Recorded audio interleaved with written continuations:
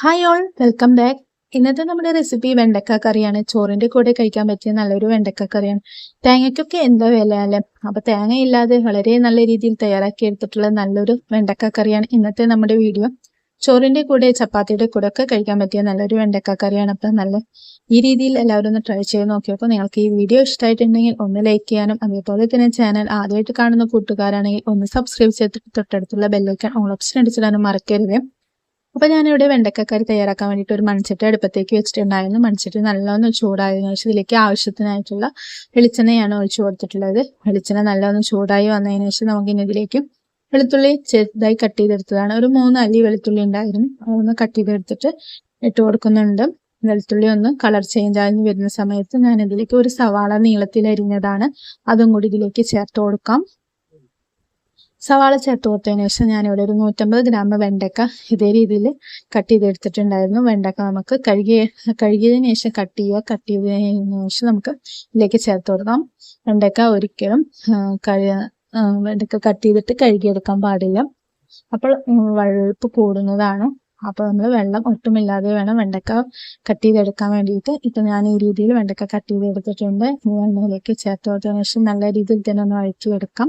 വെണ്ടക്കയുടെ കളറൊക്കെ ഒന്ന് ചേഞ്ച് ആയി വരുന്നതായിരിക്കും. നമുക്കൊന്ന് വെയിറ്റ് ചെയ്യാം.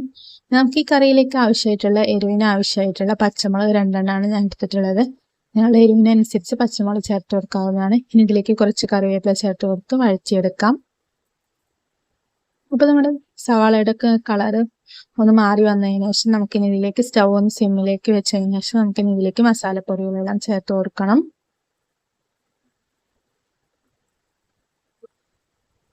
അപ്പോൾ മസാലപ്പൊടികൾ ആദ്യമായിട്ട് ഞാൻ മുളക് പൊടിയാണ് ചേർത്ത് കൊടുക്കുന്നത്. ഒരു 3/4 ടീസ്പൂൺ മുളക് പൊടി ചേർത്ത് കൊടുക്കുന്നുണ്ട്.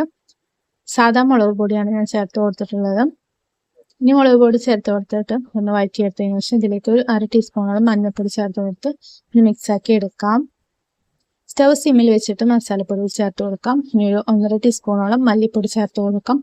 അതും ചേർത്ത് കൊടുത്തിട്ട് നല്ല രീതിയിൽ തന്നെ ഒന്ന് മിക്സാക്കി എടുക്കാം. സ്റ്റവ് സിമ്മിലേക്ക് വെച്ചിട്ട് വേണം നമ്മൾ മിക്സാക്കി എടുക്കാൻ വേണ്ടിയിട്ട്. ഇതിലേക്ക് 2 പഴുത്ത തക്കാളിയാണ് കട്ട് ചെയ്തെടുത്തത്. ഞാൻ മിക്സിയിൽ അടിച്ചെടുത്തതായിരുന്നു. അതും കൂടി ചേർത്ത് കൊടുത്ത് ഒന്ന് മിക്സാക്കി എടുക്കുന്നുണ്ട്. ഇനി കറിയിലേക്ക് ആവശ്യമായിട്ടുള്ള ഉപ്പ് ചേർത്ത് കൊടുക്കാം.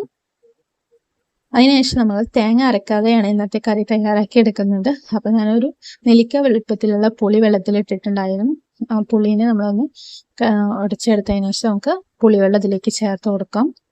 നിങ്ങൾക്ക് തിക്കായിട്ടുള്ള കറി വേണമെങ്കിൽ അതിനനുസരിച്ച് നിങ്ങൾക്ക് വെള്ളം ചേർത്ത് കൊടുക്കാവുന്നതാണ്. ഇപ്പോൾ ഞാൻ കുറച്ച് ലൂസായിട്ടും അതുപോലെ തന്നെ ഒരു 3 പേർക്ക് കഴിക്കാവുന്ന രീതിയിലാണ് ഈ കറി തയ്യാറാക്കി എടുക്കുന്നത്. ഞങ്ങൾക്ക് ആളുകളുടെ എണ്ണ അനുസരിച്ചിട്ട് തക്കാളിയുടെ എണ്ണൊക്കെ ഒന്ന് കൂട്ടിയെടുക്കാവുന്നതാണ് കേട്ടോ. ഇപ്പോൾ അതൊന്ന് മിക്സാക്കി കൊടുക്കുന്നുണ്ട്. ഇനി കറി ഒന്ന് നല്ല തിളച്ച് വരുന്നതായിരിക്കും. നമുക്കൊന്ന് വെയിറ്റ് ചെയ്യാം.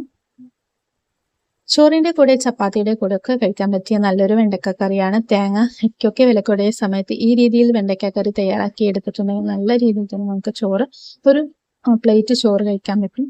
അപ്പോൾ നിങ്ങൾ ഈ വീഡിയോ കണ്ടിട്ട് ഇതേപോലെ ഒന്ന് ട്രൈ ചെയ്ത് നോക്കിയൊക്കെ വീഡിയോ ഇഷ്ടമായിട്ടുണ്ടെങ്കിൽ ലൈക്ക് ചെയ്യുക. അതേപോലെ തന്നെ ചാനൽ ആദ്യമായിട്ട് കാണുന്ന കൂട്ടുകാരാണെങ്കിൽ ഒന്ന് സബ്സ്ക്രൈബ് ചെയ്തിട്ട് തൊട്ടടുത്തുള്ള ബെല്ലൈക്കൺ ഓൾ ഓപ്ഷൻ അടിച്ചിടാനും മറക്കരുത്.